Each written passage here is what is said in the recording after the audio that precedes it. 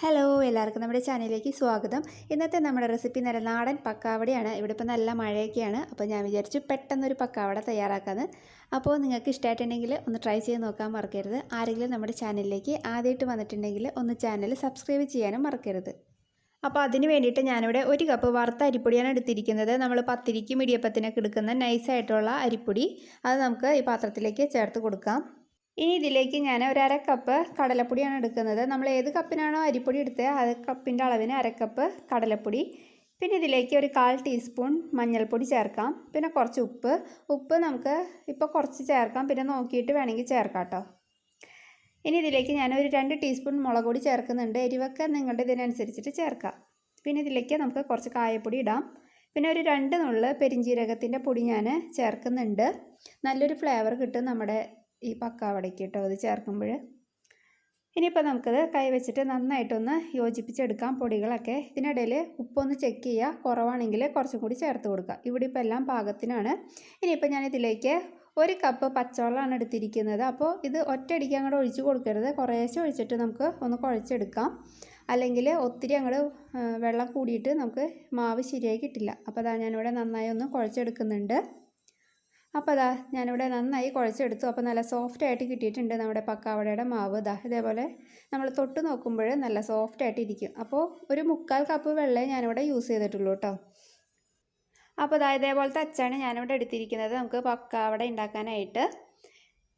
ഇനിയിപ്പോൾ നമുക്ക് അച്ച് നമ്മുടെ ഇടിയപ്പം മോൾഡിലേക്ക് ഇട്ട് കൊടുക്കാം. അതിന് ശേഷം മാവിൻ്റെ പകുതി എടുത്തിട്ട് നമുക്ക് ഇതിനകത്തേക്ക് നിറച്ച് കൊടുക്കാം. എന്നതിന് ശേഷം നമുക്ക് ക്ലോസ് ചെയ്തിട്ട് ഇതൊന്ന് ജസ്റ്റ് ഒന്ന് ചുറ്റിച്ച് നോക്കാം നന്നായിട്ട് ഇത് വരുന്നുണ്ടോയെന്ന്. അപ്പോൾ അതവിടെ നന്നായി തന്നെ മാവ് വീഴുന്നുണ്ട്. അപ്പോൾ ഇനി നമുക്ക് പക്കാവടയാക്കാം. അതിന് വേണ്ടിയിട്ട് ഞാൻ സ്റ്റവ് ഓണാക്കിയിട്ട് ഒരു പാൻ വെച്ച് കൊടുത്തിട്ടുണ്ട്. അതൊന്ന് ചൂടായി വരുമ്പോഴത്തേക്കും നമുക്കതിലേക്ക് ഓയിൽ ഒഴിക്കാം. നിങ്ങൾക്ക് വെളിച്ചെണ്ണയിലും വറുത്തെടുക്കാം കേട്ടോ. അതൊന്ന് ചൂടായി വരുമ്പോഴത്തേക്കും നമുക്കതിലേക്ക് കുറച്ച് കറിവേപ്പില ഇട്ടിട്ട് ഒന്ന് വറുത്തെടുക്കാം. നല്ലൊരു ഫ്ലേവർ കിട്ടാൻ വേണ്ടിയിട്ടാണ് നമ്മൾ ആദ്യമേ കറിവേപ്പില ഇതേപോലെ ഒന്ന് വറുത്തെടുക്കുന്നത് കേട്ടോ. അപ്പോൾ അതൊന്ന് കോരി മാറ്റാം. നന്നായി വറുത്ത് കിട്ടിയിട്ടുണ്ട്. ഇനിയിപ്പോൾ നമുക്കതിലേക്ക് നമ്മൾ എടുത്തു വെച്ചിരിക്കുന്ന പക്കാവടയുടെ മാവൊന്ന് ചുറ്റിച്ചൊഴിക്കാം. അപ്പോൾ അത് ഒഴിക്കുന്ന സമയത്ത് ഒത്തിരി കുത്തി നിറച്ച് ഒഴിക്കരുത്. കുറേശ്ശെ ആയിട്ട് നമുക്കിത് വറുത്തെടുക്കാം. പിന്നെ നിങ്ങളത് വറുക്കുന്ന സമയത്ത് ഫ്ലെയിം എപ്പോഴും മീഡിയം ഫ്ലെയിമിലായിരിക്കണം. ഹൈ ഫ്ലെയിമിലൊക്കെ ഇട്ടിട്ടുണ്ടെങ്കിൽ പെട്ടെന്ന് കരിഞ്ഞു പോകും. പിന്നെ നമ്മളിത് ഇടുന്ന സമയത്ത് നല്ല ബബിൾസ് ആയിരിക്കും. കുറച്ച് നേരം കഴിയുമ്പോൾ ബബിൾസൊക്കെ ഒന്ന് കുറഞ്ഞ് വരും. അപ്പോൾ അതാണ് ഇത് കുക്കായി എന്നുള്ളതിൻ്റെ ഒരു പാകം കേട്ടോ. അപ്പോൾ നിങ്ങളതൊന്ന് ശ്രദ്ധിക്കുക. അപ്പോൾ ഫ്ലെയിം എപ്പോഴും മീഡിയത്തിൽ വെക്കുക കേട്ടോ. അപ്പോൾ ഇട്ട് കൊടുത്തതിന് ശേഷം കുറച്ച് കഴിഞ്ഞിട്ട് നമുക്കിതൊന്ന് ഇളക്കിയിട്ട് കൊടുക്കാം. അപ്പോൾ ഇതിപ്പോൾ റെഡി ആയിട്ടുണ്ട്. ഇനിയിപ്പോൾ ഞാൻ ഇത് വറുത്ത് കോരി മാറ്റുകയാണ്. കാരണം ഇത് ഒത്തിരി ഞാൻ മുരിച്ചെടുക്കുന്നില്ല. കാരണം ഇത് നമ്മൾ വറുത്ത് കോരി മാറ്റിയിട്ട് പുറത്തിരിക്കും തോറും ഇതൊന്നും കൂടി ഒന്ന് ക്രിസ്പാവും. അതേപോലെ അതിൻ്റെ നിറമൊന്ന് മാറിക്കിട്ടും. അപ്പോൾ ഈ പാകത്തിന് ഞാൻ വല്ലാനും വറുത്ത് കോരുകയാണ് കേട്ടോ. അപ്പോൾ ഞാൻ എല്ലാവരും ഇപ്പോൾ വറുത്ത് കോരിയിട്ടുണ്ട്. ഇനിയിപ്പോൾ ഞാൻ ലാസ്റ്റായിട്ട് കുറച്ച് കറിവേപ്പിലയും കൂടി ഒന്ന് വറുത്തെടുക്കുന്നുണ്ട്. ഒന്ന് ഗാർണിഷ് ചെയ്യാൻ വേണ്ടിയിട്ടാണ്. നിങ്ങളിത് ചെയ്യണമെന്നില്ല കേട്ടോ. അപ്പോൾ അതും ഞാൻ വറുത്ത് കോരി മാറ്റിയിട്ടുണ്ട്.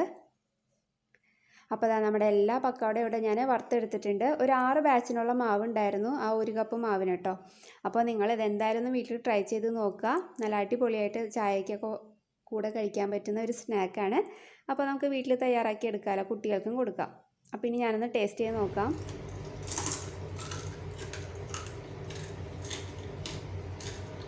അപ്പോൾ കേട്ടല്ലോ, നല്ല അടിപൊളി പക്കാവടയാണ്, നല്ല ക്രിസ്പി ആയിട്ടുള്ളത്. അപ്പോൾ നിങ്ങൾ എന്തായാലും ഒന്ന് ട്രൈ ചെയ്ത് നോക്കാം, നിങ്ങൾക്ക് ഇഷ്ടപ്പെടും. അപ്പോൾ നമുക്ക് നല്ലൊരു വീഡിയോ ആയിട്ട് അടുത്ത ദിവസം കാണാം. അതുവരേക്കും താങ്ക്